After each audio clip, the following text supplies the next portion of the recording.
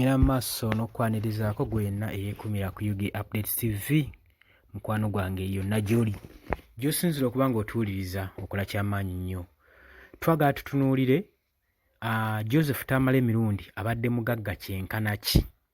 Jjukira nti nno nabasuubiza okubaleetera obugagga bwa Joseph Tamale Mirundi tulabe nga tutunulamu tulabe abadde mugagga kyenkana ki, kubanga buli muntu ayina engeri gy'abadde amu-estimatingamu, buli muntu ayina engeri gy'abadde amubalaabalamu. Kati twagala tulabe tubaleebale tulabe abadde mugagga kyenkana ki. Bye bino by'otasaanidde kusubwa nkuleetedde eby'obugagga bya Tamale Mirundi by'ogenda okuba ng'otegeera otegere nti Tamale Mirundi abadde mugagga kyenkana ki, gwe mukwano gwange ali eyo ampuliriza. Nyongera mu maaso n'okwanirizaako gwena eyeekumira ku UG Updates TV yonna gy'osinzira okuba ng'otuwuliriza kutegeeza mukwano gwange okola ky'amaanyi nnyo nnyo nnyo nnyo ddala. Wabula gwe atannaba kuba ng'osubscribinga kutegeeza nti genda mu maaso subscribing, sharinga, commentinga, likinga. Naye w'omala okusubscribinga nkujjukiza nti nno tuwerabira koona mu kadde akakajja okuba nga kuleeta notification message bwe tunaba tutaddeko information kajja kuba kakuyambako nnyo gwe mukwano gwange ali eyo ampuliriza eyeekumira ku UG Updates TV. Ebyo nno bye nkusiigidde awo byemu ku by'obugagga bya Joseph Tamale Mirundi eyalekulidde obulamu bw'ensi eno olunaku olwokubiri eyatulekulira mu kiro ekyo gwe mukwano gwange ali eyo ampuliriza.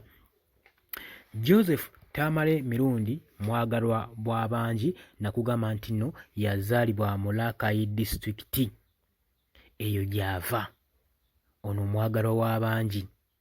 Kaakati Joseph Tamale Mirundi twagala tutunuulire eby'obugagga bye bibadde byenkana ki.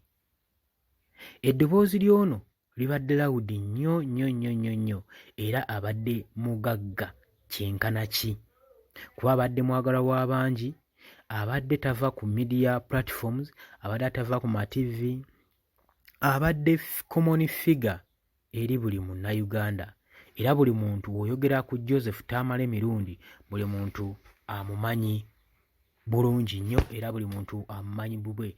Wabula ng'oggyeko ekyo kitumumanyiiko, wabula obw'obugagga by'ono bibadde byekusufu gwe mukwano gwange ali eyo ampuliriza. Abadde amanyikiddwa nnyo ng'omuntu adiiringira mu boodabooda era ng'ekirowoozo kye nga kyali kyakushepinga Kampala mu ngeri eya traffic jam, naye y'omu ku babadde ne boodabooda mu kibuga Kampala, Joseph Tamale Mirundi.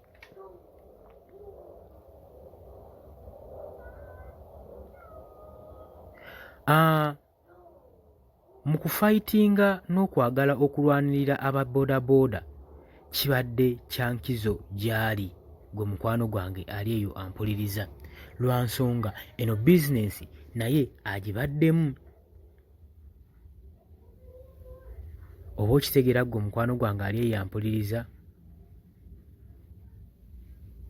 Bwe twogera ku financial stabilities, twogera ku by'obugagga bwe oba ku objects ezibadde zimwetoolodde eziyinza okuba nga zigeraageranyizibwa ku bugagga bwe. Ono nga we yali akyali presidential advisor, presidential media advisor, nga asavinganga secretary, nga journalist secretary eri wa President Yoweri Kaguta Yoweri Museveni. Kiteebereza nti mu mwaka gwa 2014 yateeberezebwa okuba nga buli mwezi omwezi gwe salary income omusaala gwe yali afuna $960,000. Naye we byayitirira ennyo omwami ono n'avaayo ye n'atugamba nti nno yali tafuna $960,000. Ne wavaayo abaali bagamba nti nno mu woofiisi omwami ono afuna $82,000. ye n'avaayo n'atugamba nti nno afuna miliyoni 7 eziri ku musaala gwe mukwano gwange ampuliza. Kitegeeza bwe tuba tuleese bino ku mmeeza biba bitusiigira ekifaananyi kya Joseph Tamale Mirundi obugagga bwe bwe bubadde.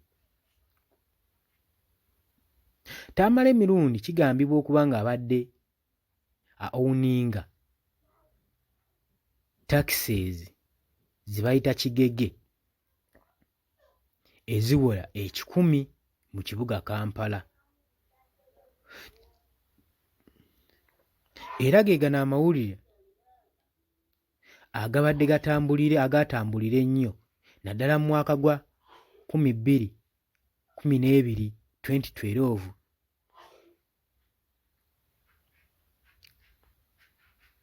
Oba okitegeera muganda wange? Era kigambibwa nti no mu 1992 vaanzi zino zaaleetebwa mu Uganda eza Hiace vaanzi ezaali zibalirwamu miliyoni 240 nga gye zimuwa buli mwezi, nga buli takisi esasula emitwalo 8 olunaku, emitwalo 8 olunaku. Oba okitegeera? Kitegeeza eno figa oba ogikalikireetinze bulungi eba ekutwala ku musajja abadde tayikuuni mu kibuga oba ng'ogattagatta ssente ezo. Biraba ng'ebintu ebitono geraageranye nga ku muntu alina emidaala gya kipati mu kibuga buli koona ng'akolekitinga ssente oba osobola okufuna figa entuufu. Bwe tujja ne tutunuulira awards, service awards eyafuna ng'emmotoka Pajero Mitsubishi eyamuweebwa pulezidenti w'eggwanga mu 2020. Kano kaali kabonero akalaga nti nno yali mukukkitirivu era w'amaanyi mu politics.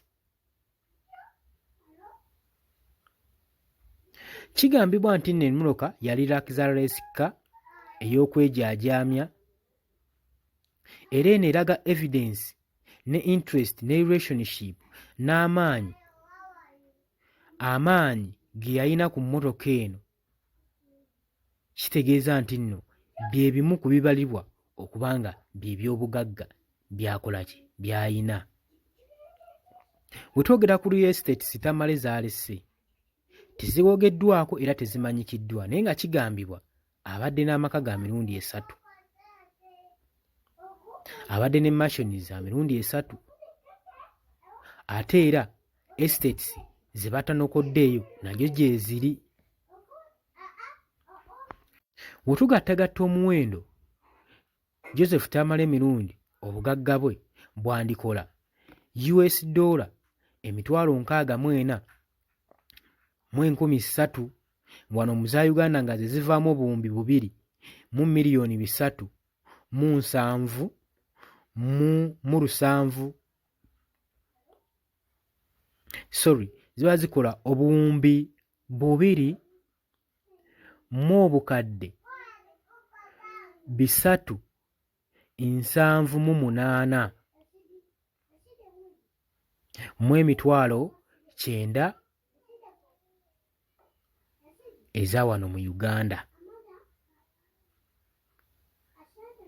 Figa eno eweereddwa nga ebaliddwa mu bintu ebiri open ebirabirwako, wabula bye batalabyeko tebabyogeddeeko. Era yeeno enteebereza y'obugagga bwa Joseph Tamale Mirundi nga munnabyabufuzi gye tuteebereza okuba nti bwe bugagga bwe bwabaddemu. Nkutegeeza teweerabira kusubscribinga, tova ku UG Updates TV, genda maaso subscribinge, sharinga, commentinga. Baganda bange bali emitala w'amayanja nyongera maaso n'okubabuuzaako mbalamusaako, mwebale kwekumira ku UG Updates TV. Mukola ky'amaanyi nnyo okubeezaawo amayengo gano. Mbaagala nnyo, temuva ku Yugi Updates TV.